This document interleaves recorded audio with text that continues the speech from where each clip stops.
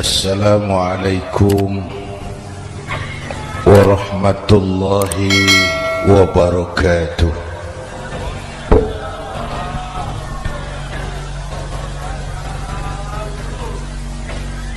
Alhamdulillahi wa kafa, wassalatu wassalamu ala Sayyidina Muhammadin al-Mustafa wa ala alihi wa ashabihi ahli sidki wal wafa, amma ba'd. Para ulama, para habaib, para masyayikh yang saya muliakan, yang terhormat Bapak Kapolres dan Bapak Dandim, Sahibul Bait, segenap keluarga besar Pondok Pesantren Raudhatul Muta'allimin Al-Aziziyah, bapak-bapak, ibu-ibu, hadirin hadirat ma'asyiral muslimin yang saya cintai.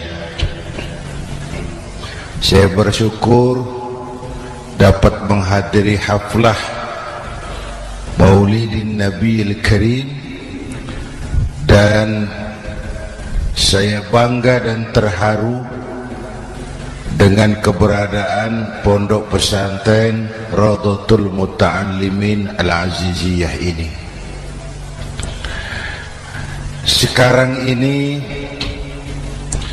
banyak orang bisa memberi contoh,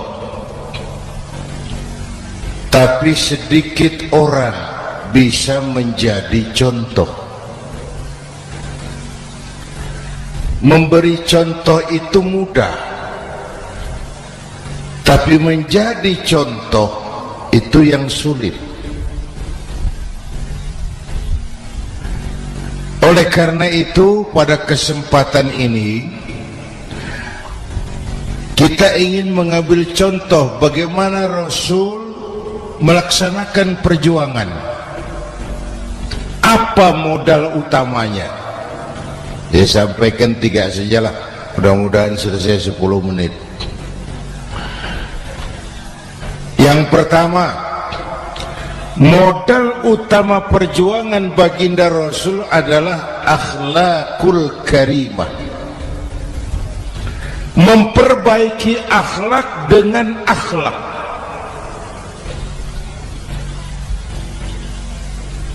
Oleh karena itu, surah Madu sudah selesai. Dari dan ke Madura jadi lebih mudah. Bahkan Madura akan jadi daerah industri. Tetapi yang kita ingin, Madura tetaplah Madura. Akhlak tidak boleh berubah. Zaman boleh berubah, akhlak tidak. Masa boleh berganti, tapi keyakinan tidak boleh mati. Nah, soalnya adalah kepada siapa kita harus berakhlak. Kita itu kan harus berakhlak kepada dua. Kita harus berakhlak pertama kepada Allah. Ini yang terpenting.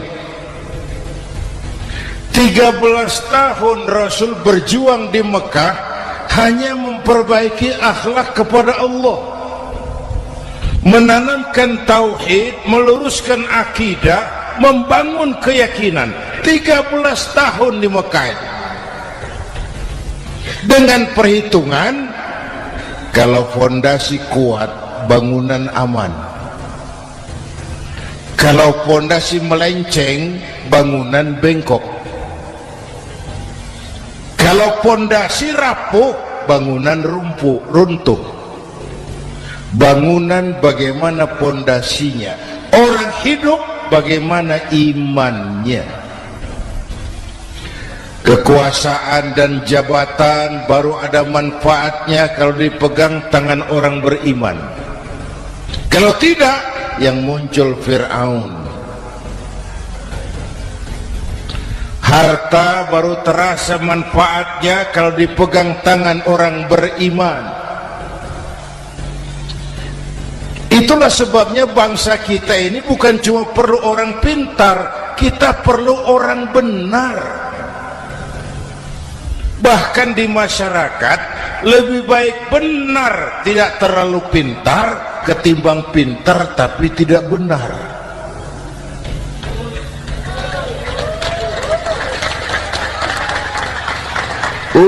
Kalau sudah pintar tidak benar, rusak rakyat juga. Disuruh ngurus beras malah nimbun beras. Ya, disuruh ngurus laut jadi bajak laut. Disuruh ngurus hukum, bikin hukum seperti pisau, tajam ke bawah, tumpul ke atas.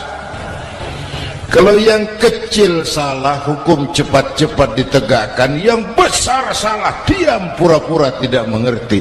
Itu yang melukai rasa keadilan.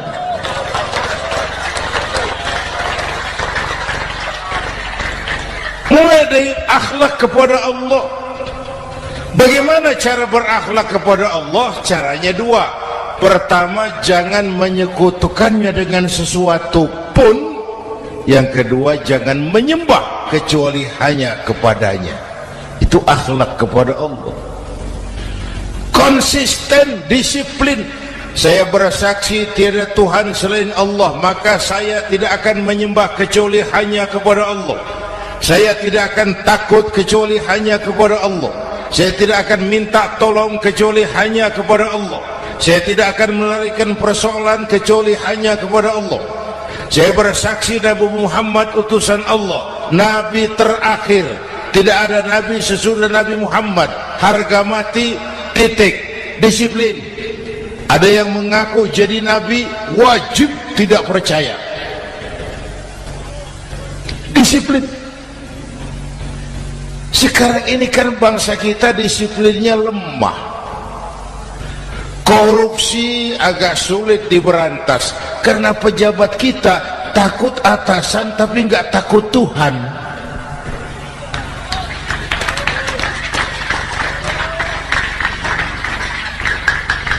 Itu sama dengan anak muda naik sepeda motor ngebut, lampu merah jalan terus, di stop sama polisi.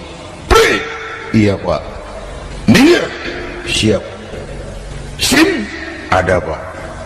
SNK ada pak. Tahu kau lampunya merah? Tahu pak. Kenapa lewat terus? Saya nggak tahu ada bapak. Itu disiplin kita.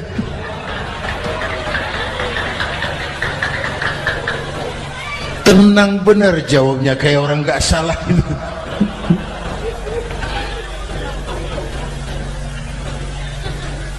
Iman.